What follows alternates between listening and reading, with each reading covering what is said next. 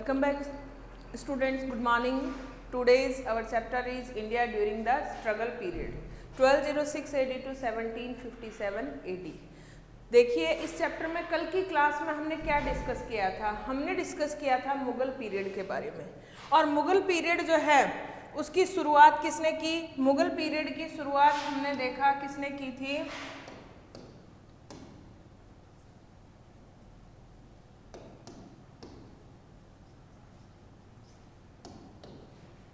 शुरुआत हुई थी मुगल पीरियड की 1526 में, ठीक है। और ये 1526 एडी में शुरुआत किसने की थी?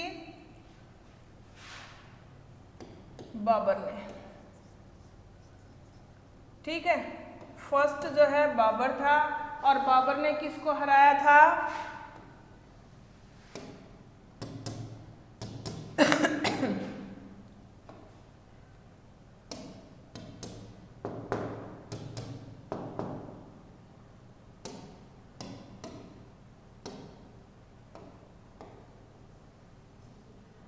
डिफीटेड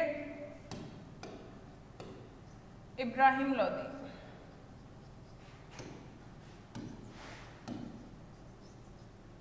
ठीक है। कब? In the first battle of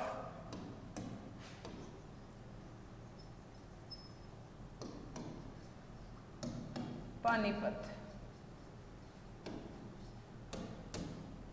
ठीक है। कब हुई थी? 1526 एडी में। और यहीं से मुगल पीरियड की शुरुआत हो गई थी। ये हमने कल की क्लास में डिस्कस कर लिया था। बाबर जो है वो मर जाता है कब? 1230 में, ठीक है। अब शासक बनता है सेकंड हुमायूं।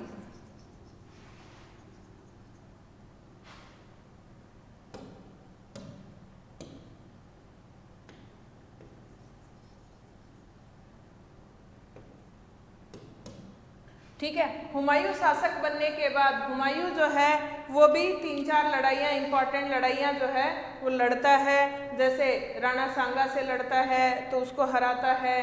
फिर जो है चंदेरी का मेदिनी राय है उसको हरा देता है। तो इस तरीके से ये भी कुछ इंपॉर्टेंट बैटल्स जो है वो लड़ता है। लेकिन बीच में इसके साथ जो है बैटल होती है किसकी? शेर खान की, ठीक है। कब? 1539 में, ठीक है। और 1540 में इसको जो शेर खान जो है ये क्या कर देता है? डिफीट कर देता है, ठीक है। अब देखिए शेर खान जो है इसको हराकर एक बार यहाँ पर जो है किसकी स्थापना कर देता है? एस्टैब्लिशमेंट ऑफ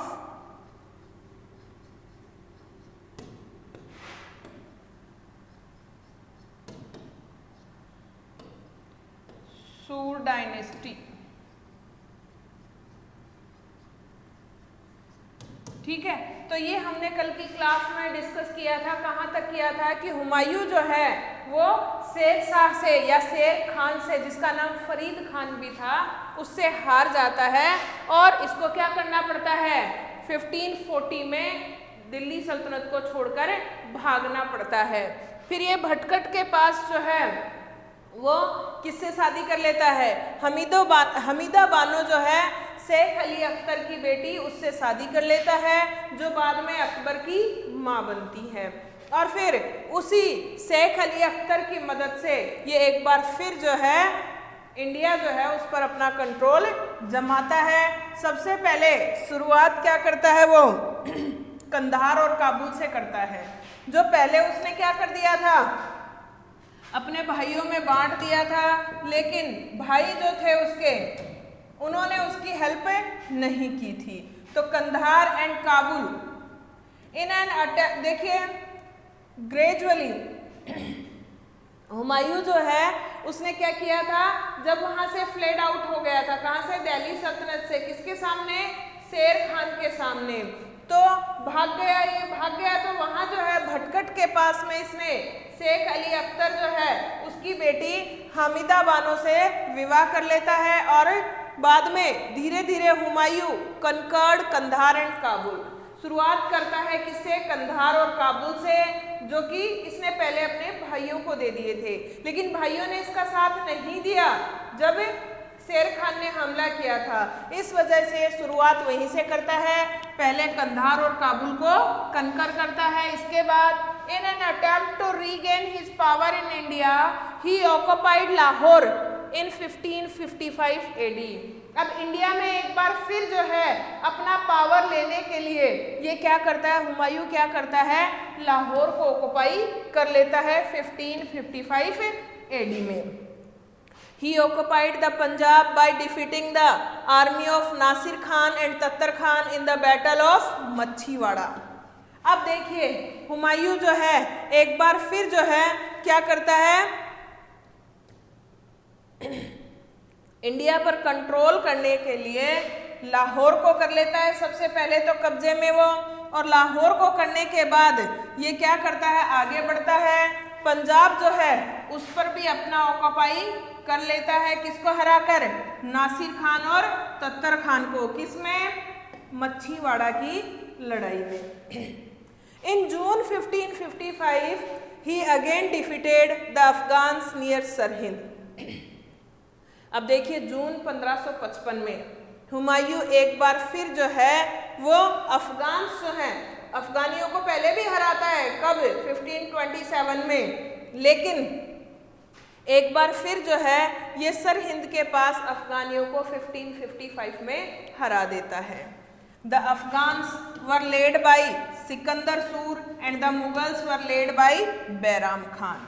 अब ये अफगान जो थे इनका नेतृत्व कौन कर रहे थे, सिकंदर सूर कर रहे थे, और इधर जो है मुगलों का नेतृत्व कौन कर रहा था, बैराम खान, जो कि संरक्षक था इसका, किसका, अकबर का। After this Humayun ascended the throne of Delhi for the second time on 23rd July 1555, but after a short time on 24th January 1556 AD he suffered a major injury due to sleeping on the steps of a library at Deenpana and died। अब क्या होता है देखिए, ये सूर empire का जो सिकंदर सूर है, या इसको आप ये भी कह सकते हैं सिकंदर शाह, कि इसने जैसे शेर शाह जो था तो वो ही उसी सूर एम्पायर का सिकंदर शाह है, ठीक है। तो ये अफगानियों का नेतृत्व तो सिकंदर सूर कर रहा था, और इधर मुगलों में मुगली सेना जो थी उसका नेतृत्व कर रहा था बैराम खान। दोनों की लड़ाई होती है और इसमें जो है ये अफगान जो है वो हार जाते हैं, और हुमायूं एक बार फिर जो है दिल्ली सल्तनत के ताज पर बैठ जाता है, यानी सिंहासन पर बैठ जाता है, ठीक है। और दूसरी बार कब होता है उसका राज तिलक, 23 जुलाई 1555 को, लेकिन थोड़े से समय के बाद ही, यानी लगभग 6 महीने के बाद ही 24 जनवरी 1556 ईस्वी में, जैसा कि हुमायूं ने एक लाइब्रेरी स्थापित की थी दीनपना नाम से, ठीक है। अब उस दीनपना नामक कस्बे में उसने एक लाइब्रेरी बनाई थी। वो लाइब्रेरी जो है उसकी सीढ़ियों से गिरकर फिसलकर जो है ये मर जाता है। अब देखिए क्यों फिसल जाता है, उसका रीज़न ये है कि हुमायूं जो है वो क्या होता है, नशे में रहता है, टॉक्सिकेटेड रहता है, ये ओपियम के नशे में रहता है। तो ओपियम के नशे में यानी अफीम के नशे में, अब अफीम के नशे में रहेगा तो इंसान जो है उसका बॉडी पर कंट्रोल नहीं होगा, और ये उस लाइब्रेरी की सीढ़ियों से फिसलकर गिर जाता है। गिरने से इसको गहरी चोट लगती है और ये मर जाता है। Humayun was always under perpetual influence of opium, कि हुमायूं जो है मोस्टली क्या होता था, हमेशा किसके प्रभाव में रहता था, ओपियम यानी अफीम के नशे में रहता था, बेवड़ा था, अफीमची था। He believed in astrology and therefore formed a rule of wearing clothes of 7 different colors for 7 days in a week। इसके बाद हुमायूं जो है वो ज्योतिष विद्या में भी बहुत विश्वास करता था। तो इसके चलते इसने क्या किया कि इसको ज्योतिष विद्या के अनुसार ऐसा किसी ने बताया या अनुभव हुआ कि ये 7 सप्ताह में 7 दिन जो होते हैं उनमें 7 विभिन्न रंगों के कपड़े पहना करता था। इट मीन्स कहने की बात ये है कि ये एस्ट्रोलॉजी में अच्छा विश्वास रखता था। अब देखिए ये हमने पढ़ा सबसे पहले मुगल डायनेस्टी में क्या पढ़ा,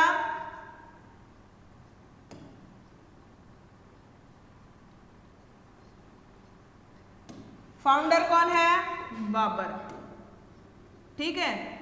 बाबर के बाद शासक कौन बना, हुमायूं। हुमायूं जो है इसको बीच में कौन हरा देता है, शेर खान। कौन है, शेर खान, ठीक है। और ये किस वंश का होता है, सूर एम्पायर का होता है। वैसे ये एक्चुअल में जो है रूलर नहीं होता है, ये एक लैंडलॉर्ड है, सासाराम बिहार का।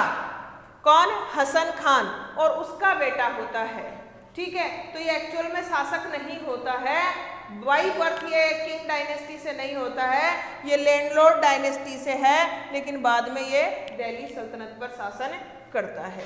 तो अभी बीच में जो 1539 से 1555 के बीच का जो टाइम था उसको हम स्टडी करेंगे। उसमें आया था सूर एम्पायर, जिसको सूरी भी कहा गया, सूर या सूरी भी कहा गया। Hasan Khan was a landlord of Sasaram Bihar under Jaunpur region. Hasan Khan जो है ये क्या था, ये एक जमींदार था, कहाँ का, बिहार के सासाराम का, और ये कहाँ है, जौनपुर क्षेत्र में पड़ता है। हसन खान का बेटा फरीद जो है बाद में किस नाम से प्रसिद्ध हुआ, शेर खान के नाम से प्रसिद्ध हुआ। ये हसन खान का बेटा फरीद खान था पहले। Was the founder of Sur empire, ये इस सूर एम्पायर का क्या था, फाउंडर था। An unarmed Farid killed a lion. अब जैसा कि मैंने आपको पहले भी बताया था, कल की क्लास में भी बताया था कि ये फरीद खान जो है ये निहत्था शिकार करता है, किसका, शेर का, बिना किसी हथियार के शेर का शिकार करता है। इसलिए बिहार का शासक बहार खान जो है इसको उपाधि देता है किसकी, शेर खान की। और बाद में जैसे ये हुमायूं को हरा देता है तो अपने आप को टाइटल दे देता है किसका, शेर शाह का।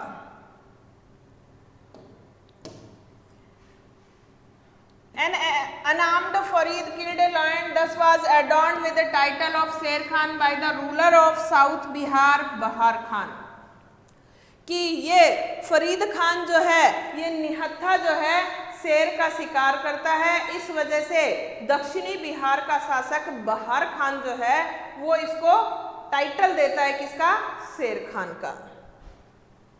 His empire extended from western Kannauj towards the hills of Assam in the east and from northern Himalayas towards the Bay of Bengal in the south। अब देखिए इस फरीद खान का या शेर खान जो है इसका साम्राज्य जो है पश्चिमी कन्नौज से शुरू होकर आसाम की पहाड़ियों तक फैला हुआ था और उत्तरी हिमालय से लेकर बंगाल की खाड़ी तक दक्षिण में फैला हुआ था।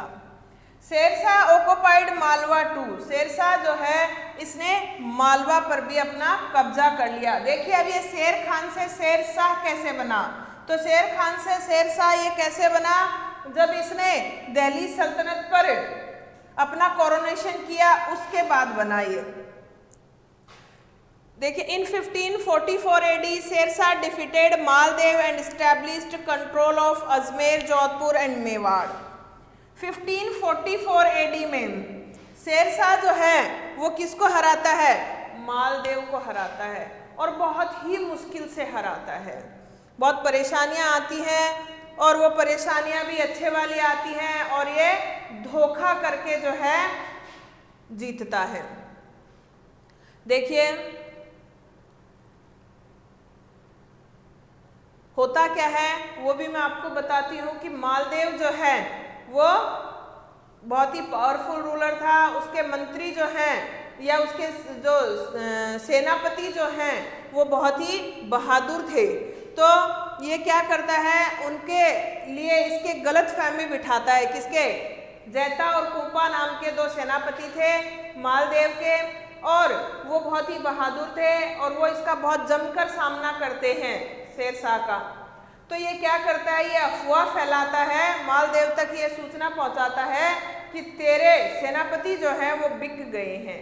जबकि उनसे ये क्या करता है, पैसे भिजवाकर तलवार मंगवाता है और मालदेव तक सूचना भिजवाता है कि इतने रुपए में आपके ये सेनापति जो है वो बिक गए हैं।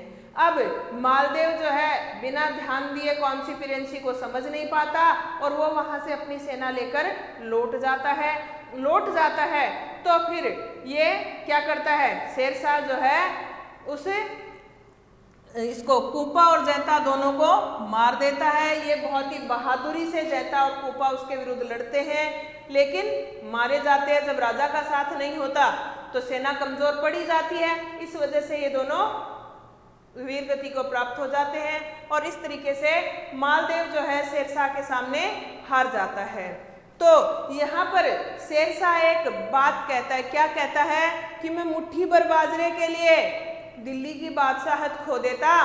यानी ये मेरी मूर्खता थी मालदेव पर आक्रमण करना, कि अगर मैं ये कॉन्स्पिरेंसी नहीं करता, षड्यंत्र नहीं रचता, तो मैं तो एक छोटे से इलाके के लिए क्या कर देता, दिल्ली सल्तनत को ही खो देता। तो देखिए कि इसने क्या किया, 1544 एडी में शेरशाह ने मालदेव को हराकर अपना नियंत्रण किया अजमेर, जोधपुर और मेवाड़ पर। Sher Shah won the war against Maldev with great difficulty. Sher Shah जो है इसने मालदेव के विरुद्ध बहुत परेशानी से युद्ध जीता। At the time when Jaita and Kupa bravely struggled against him. और कब? जब जैता और कूपा बड़ी बहादुरी से इसके सामने लड़े। किसके सामने? शेरशाह के सामने लड़े। तो शेरशाह ने क्या कहा, I had nearly lost the सल्तनत of Hindustan for a handful of millet. यानी मैं एक मुट्ठी भर बाजरे के लिए हिंदुस्तान की बादशाहत खो देता। He also attained in a symbolic control on Mewar. अब इसने प्रतीकात्मक नियंत्रण जो है मेवाड़ पर भी कर लिया था। In 1545 AD, during the Battle of Kalinjar, Sher Shah died due to an explosion of gunpowder। अब देखिए कलिंजर की बैटल में जो है शेरशाह जो है मारा जाता है, क्योंकि उसके खेमे में गन पाउडर जो है उसमें विस्फोट हो जाता है और उसमें ये मारा जाता है। आफ्टर शेरशाह इस्लाम शाह रूल्ड टिल 1553। और शेरशाह के बाद जो है इस्लाम शाह बनता है दिल्ली सल्तनत का शासक। और कब तक शासन करता है? 1553 तक। But later due to mutual conflicts between incapable successors, लेकिन बाद में ये जो सूर एम्पायर के जो सक्सेसर्स जो थे, उत्तराधिकारी जो थे, इनमें आपसी लड़ाई झगड़े जो है वो होने लगे और ये बहुत ही असक्षम, इनकेपेबल, अयोग्य उत्तराधिकार थे। इस वजह से सूर एम्पायर जो है उसका क्या हो गया, पतन जो है वो शुरू हो गया। एम्पायर जो है वो डेक्लाइन होने लगी और इसी वजह से 1555 में एक बार फिर जो है हुमायूं इस सूर एम्पायर को यहाँ से एलिमिनेट करके दिल्ली सल्तनत पर अपना कब्जा कर लेता है। Sher Shah's reforms and buildings are famous. अब शेरशाह ने जो फाउंडर था इस सूर एम्पायर का, उसने बहुत से सुधार भी किए और बिल्डिंग्स जो है वो भी बनवाई जो कि बहुत ही प्रसिद्ध हैं। उसने क्या किया था, लैंड मेजरमेंट और लगान जो है वो मेजरमेंट के अकॉर्डिंग शुरू किया था। यानी ही ऑर्गेनाइज्ड लैंड मेजरमेंट एंड लगान। अब इसने क्या किया, लैंड मेजरमेंट यानी भूमि का नापन शुरू कर दिया और उसी मापन के अकॉर्डिंग जो है लगान उसने लगाया, टैक्स जो है वो। एंड फॉर्म द गल्ला बख्शी और बटाई, नक्स, मुक्ताई और कंकूत एंड कैश और जाब्ती system.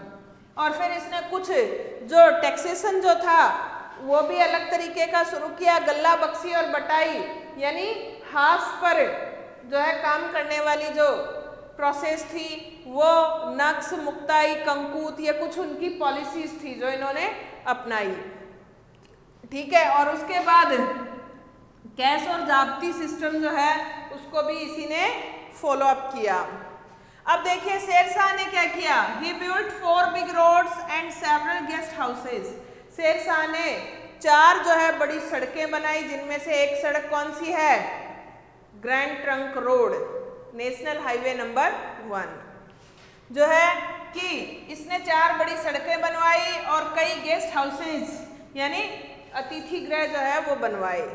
His longest road was from Sonar village to Peshawar, और इनकी बनाई हुई सबसे बड़ी जो सड़क जो थी वो सोनार गांव से पेशावर तक की है। विच एग्जिस्ट इवन टुडे, जो आज भी एग्जिस्ट करती है, यानी बनी हुई है, आज भी वो सड़क टूटी नहीं है। This road is famous as the grand trunk road, और ये किस नाम से प्रसिद्ध है, ग्रैंड ट्रंक रोड से प्रसिद्ध है। He reformed coin minting and issued a copper coin of 380 grain value and a silver coin of 178 grain value। अब देखिए इसने सिक्के ढालने की जो प्रक्रिया जो थी, प्रोसेस जो थी, उसमें भी क्या किया था, रिफॉर्मेशन किया था यानी सुधार किया था। और इसने क्या जारी किया, कॉपर के सिक्के जिनका वजन कितना था, 380 ग्रेन वैल्यू यानी 380 अनाज के दानों के बराबर वेट था, और चांदी का सिक्का जिसका वजन कितना था, 178 अनाज के दानों के बराबर वजन था। He built his own mausoleum in a lake in Sasaram, Bihar. इसने अपने स्वयं का मकबरा भी, मौसोलियम मकबरा भी बनवाया। कहाँ, एक झील में, बिहार के सासाराम में, जहाँ का ये क्या था, लैंडलॉर्ड का बेटा था। This mausoleum has impact of A Hindu temple in style and is in the shape of hand drum. अब ये जो मकबरा इसने बनवाया था शेरशाह ने, इसमें हिंदू मंदिर निर्माण शैली जो है वो देखने को मिलती है। साथ में इसका आकार कैसा है, हैंड ड्रम, हाथ से बजाने वाले जो बाजे होते हैं वैसा इसका आकार है। ठीक है, तो ये सिक्के हैं, कॉइन्स हैं शेरशाह के पीरियड के। अब देखिए शेरशाह जो है ये बीच में आता है, हमने पढ़ लिया। जो इसूर एम्पायर जो है इसको 1555 में क्या कर दिया जाता है, 1555 एडी में एलिमिनेट कर दिया जाता है,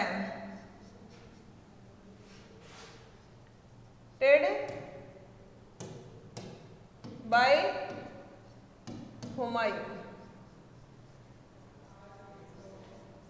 ये हम पढ़ चुके हैं कि इसको एलिमिनेट हुमायूं कर देता है। हुमायूं एक बार फिर जो है यानी एक बार फिर से मुगल डायनेस्टी जो है वो दिल्ली सल्तनत पर आ जाती है, और फिर हमने देखा कि 1555 एडी में कंट्रोल कर लेती है। 1556 में जो है वो हुमायूं दीनपना नाम का जो कस्बा वो बसाता है, उसी में वो एक लाइब्रेरी बनवाता है। उस लाइब्रेरी की सीढ़ियों से फिसल कर गिर जाता है क्योंकि अफीम के असर में होता है, इन्फ्लुएंस में होता है, और वहीं पर उसकी मौत हो जाती है। उसके बाद शासक बनता है कौन, अकबर, 1556 एडी में। और उस टाइम अकबर जो है मात्र 13 वर्ष का होता है जब हुमायूं की मौत होती है। क्योंकि आपने भी देखा कि हुमायूं जो है वो जब पहली बार शेरशाह से हारता है 1539-40 में, तो उस टाइम वो भाग जाता है। उसके बाद वो शादी करता है किससे, हमीदा बानो से। तो हमीदा बानो से 1540 के बाद वो शादी करता है, 56 तक तो वो मरी जाता है। तो इस तरीके से अकबर जो है उसका जन्म होता है तो वो मात्र 13 वर्ष का होता है। 42 में अकबर का जन्म होता है और 56 में अकबर जो है शासक बन जाता है। अब अकबर के बारे में हम पढ़ेंगे अपनी अगली क्लास में। आज हमने देखा कि किस तरीके से हुमायूं जो है वो 2 चरणों में दिल्ली सल्तनत पर शासन करता है, और उन 2 चरणों के बीच में जो है एक अन्य वंश जो है वो यहाँ पर शासन कर जाता है 15 वर्ष के लिए, और वो था कौन सा? सूर डायनेस्टी, जिसको सूरी डायनेस्टी भी बोल दिया जाता है और सूर डायनेस्टी भी बोल दिया जाता है। शेरशाह या शेर खान या फरीद खान इसका फाउंडर था, जो कि एक्चुअल में किंग डायनेस्टी से नहीं था, तो वो किससे था? वो लैंडलॉर्ड डायनेस्टी से था। बिहार का लैंडलॉर्ड था सासाराम का जो जमींदार था, उसी का हसन खान का बेटा था फरीद खान। लेकिन निहत्था शेर का शिकार करता है, इसलिए उसको टाइटल दे दिया जाता है किसका? शेर खान का। और बाद में वो जब दिल्ली सल्तनत पर बैठता है तो वो किस नाम से प्रसिद्ध हो जाता है? शेर शाह के नाम से, शाह का टाइटल और ले लेता है। तो अब कल की क्लास में हम पढ़ेंगे अकबर के बारे में, जो कि मुगल डायनेस्टी का एक ग्रेटेस्ट रूलर था। ठीक है, आज के लिए इतना ही। Thank you, have a nice day.